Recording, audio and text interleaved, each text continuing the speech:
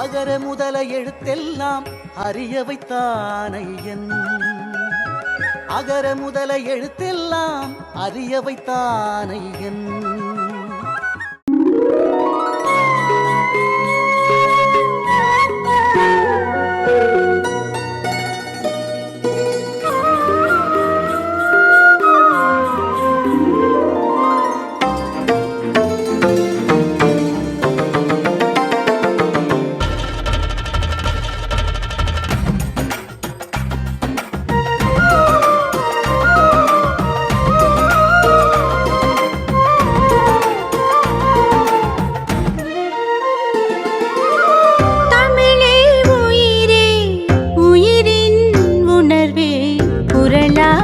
மலர்ந்தாயே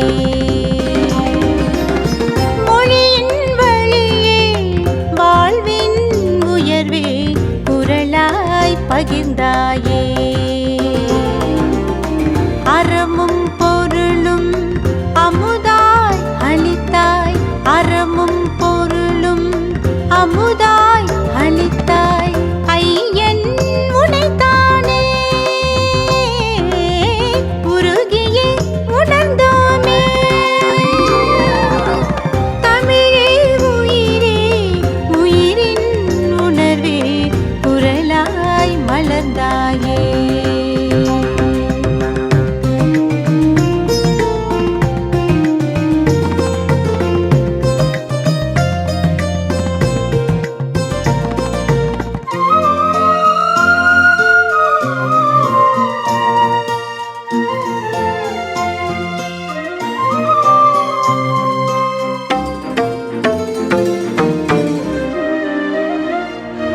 ஜதியோடு உந்தன் குரல் நாடி தாளலயத்தோடு சதங்கைகள் ஒலிப்போமே. ஜதியோடு உந்தன் குரல் நாடி தாளலயத்தோடு சதங்கைகள் ஒலிப்போமே. குரலோடும் தமிழோடும் வளர்ந்தாலே உயரங்கள் தொடலாமே. குரலோடும் தமிழோடும் வளர்ந்தாலே உயரங்கள் தொடலாமே. புது புது விதியினை செய்வோம், புவி புவி புவிதனை வெல்வோம். புது புது விதியினை செய்வோம், புவி புவி புவிதனை வெல்வோம். குரலில் புலர்வோமே. தமிழே உயிரே உயிரின் உணர்வே குரலாய் மலர்ந்தாயே.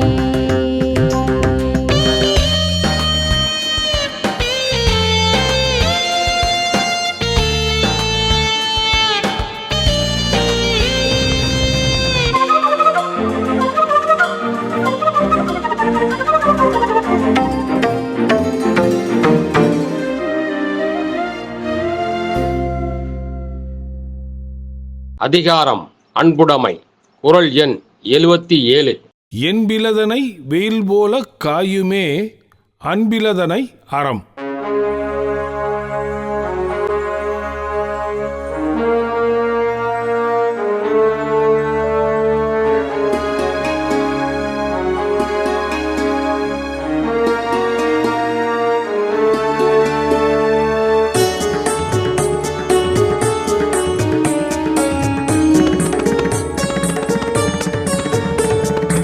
என்பிலதனை வெயில் போல காயுமே. என்பிலதனை வெயில் போல காயுமே. அன்பிலதனை அறம், அன்பிலதனை அறம்.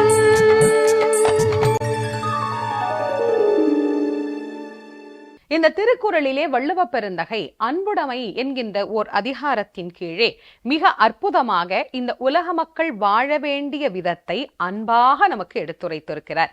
திருக்குறளிலே எல்லாவற்றையுமே வள்ளுவ பெருந்தகை அன்பாகத்தான் உரைத்திருக்கிறார் அப்படின்னு நமக்கு சொல்லலாம். அவர் நம்மிடத்திலே உரிமையோடு சொல்லுகிற குறள்களும் உண்டு, அவர் மிக வருத்தப்பட்டு சொல்லுகிற குரல்களும் உண்டு, மிகவும் மகிழ்ச்சியோடு சொல்லுகிற குரல்களும் உண்டு. அதுபோல வள்ளுவ பெருந்தகை அன்பாலே மிக அற்புதமாக அன்புடைமை என்கின்ற அதிகாரத்தின் கீழே நமக்கு தருகிறார். இந்த உலகத்தில் எப்படியெல்லாம் அன்பு உள்ளவர்களால் வாழ முடியும், அன்பு இல்லாதவர்களையெல்லாம் எப்படி இந்த உலகம் வாழ விடாமல் செய்து விடுகிறது, அதையும் நமக்கு சொல்லி இருக்கிறார். இப்படிதான் இருக்கும்னு ஒரே பக்கத்தை மட்டும் காட்டக்கூடாது இல்ல, இன்னொரு பக்கத்தையும் காட்டணுமே. அதற்கு வள்ளுவர் மிக அழகாக ஒரு குறளை நமக்கு சொல்லுகிறார். என்பிலதனை வெயில் போல காயுமே அன்பிலதனை அறம் என்கின்ற திருக்குறள். இதற்கு பொருள் சொல்லக்கூடிய படிக்கக்கூடிய பல பேரும் இதை படித்து நாம புரிந்து கொள்ளுகிற விதம் எப்படி இருக்கும் அப்படின்னா, எலும்பு இல்லாதது புழு. இந்த உலகத்துல புழுவை போல அப்படின்னு பல இடங்களில நாம உதாரணம் பயன்படுத்துவோம். அதுக்கு காரணம் என்னன்னா, அதுக்கு எலும்பு கிடையாது. மற்ற பிராணிகள் எல்லாம் பாருங்க, எல்லாம் முதுகெலும்பு இருக்கிறதுனால இப்படி நல்ல நேரா நிமிர்ந்து அல்லது இப்படி குனிஞ்சு எலும்புகளை இருக்கிறதுனால வலுவாக இருக்கும். ஆனா மண்புழு அப்படி கிடையாது. அந்த மண்புழுக்கு எலும்பு கிடையாது. அது எப்படி வேணாலும் நெளியும், எப்படி வேணாலும் போகும். அதை பார்த்தாலே ஒரு அருவருக்கக்கூடிய நிலை நமக்கு ஏற்படும். அந்த மண்புழு ஈரமான இடத்துல இருந்துகிட்டே தான் இருக்கும். அது வெயில்ல வரவே வராது. ஏன்னா வெயில்ல வந்தா அதால வாழ முடியாது. அதுக்கு வாழ்கிற தன்மை குறைந்து போய் விடுகிறது. இந்த வெயில் அந்த மண்புழுவை வாட்டும். அதனால்தான் அந்த காலத்துல கூட நீங்க கேட்டிருக்கலாம், விவசாயம் பண்ணக்கூடிய நிலத்துல நிறைய மண்புழு இருக்கணும் அப்படின்னு சொல்லுவாங்க. ஏன்னா அப்ப அந்த மண் ஈரமா இருக்கு, சத்தா இருக்கு, அதுல நிறைய உரத்தன்மையோடு இருக்குது அப்படின்னு விவசாயத்துக்கு நல்லா இருக்கும் அப்படின்னு எதை வச்சு கண்டுபிடிப்பாங்கன்னா, அந்த மண்புழு வச்சுதான் கண்டுபிடிப்பாங்க. அந்த புழு எடுத்து அப்படி மேல போட்டோம்னா அந்த புழு துடிக்கிற மாதிரின்னு சொல்லுவாங்க பாத்தீங்களா, அந்த வெயில பார்த்த உடனே அது துடிக்கும். அது எப்படி இருக்குமா, வள்ளுவர் இந்த திருக்குறளை சொல்றாரு பாருங்க. என்பிலதனை வெயில் போல காயுமே. எலும்பு இல்லாத ஒரு புழுவை தூக்கி வெயில்ல போட்டா அது எப்படி துடிக்குமோ, அது எப்படி அது காஞ்சு போகுமோ, அது போல அன்பு இல்லாதவனை அறம் வாட்டும் அப்படின்னு சொல்றார். யார் வாட்டுவா? அறம் வாட்டும். அப்படின்னா அரண் அப்படின்னா என்ன அப்படின்னா, நாம செய்யக்கூடிய அறச்செயல்கள். அந்த அறம் வாட்டும் அப்படின்னா, இதுக்கு யாரோ ஒருத்தர் உட்கார்ந்துருப்பாரு, அவர் உட்கார்ந்துகிட்டு இது நீ செய்யல, அதனால இந்த தண்டனை வச்சுக்கோ அப்படின்னு யாராவது ஒருத்தரா நமக்கு கொடுக்க போறாரு? இல்ல. நாம் செய்யக்கூடிய அறமற்ற செயல்களே நம் மனதிற்குள்ளே இருந்து இருந்து இருந்து இருந்து அன்னைக்கு நாம் அப்படி செய்தது தவறு என்று நம்மை வாட்டக்கூடிய சூழ்நிலைக்கு அது நம்மை ஏற்படுத்தும். இத எவ்வளவு பேர் இந்த கோணத்துல சிந்திச்சு பார்த்திருக்கிறோம்? யோசிச்சு பாருங்க. அறம் வாட்டும்னா நம்ம என்ன, அறம் ஏதோ ஒண்ணு போல இருக்கு, அது நம்மள என்னைக்கோ ஒரு நாள் வாட்டும் போல இருக்கு, என்னைக்கோ ஒரு நாள் வாட்டுறதெல்லாம் நாம அதை பத்தி கவலைப்படுவானே அப்படிங்கிற எண்ணத்திற்கு பல பேர் வந்துடுறோம்.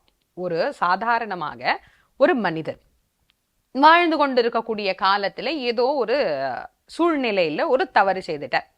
யாருக்கோ செய்யக்கூடாத ஒரு தவறை அவர் செய்து விடுகிறார் அப்படின்னு வச்சுக்கோங்க. அப்ப செய்கிற போது அவருக்கு அது தப்புன்னு தெரியல, சரி பரவாயில்லன்னு செய்துட்டார். கொஞ்ச நாள் ஆக ஆக ஆக ஆக அவர் ஒரு 4 பேர்கிட்ட சொல்லி இருந்தா கூட பரவாயில்ல, யாருக்குமே தெரியாது, இவர் மட்டும்தான் செஞ்சது தப்பு அப்படின்னு அவருக்கு உணர்த்துது.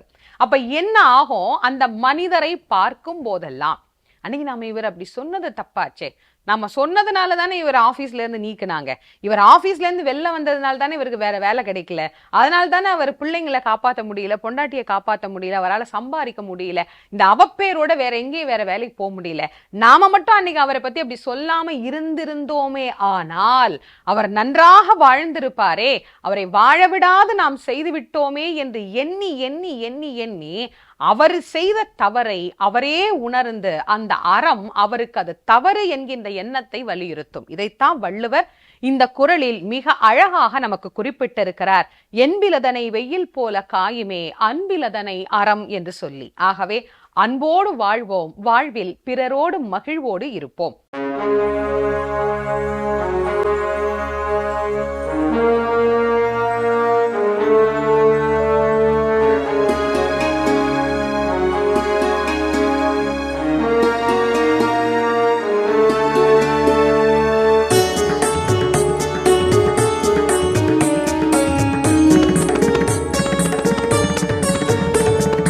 என்பிலதனை வேல் போல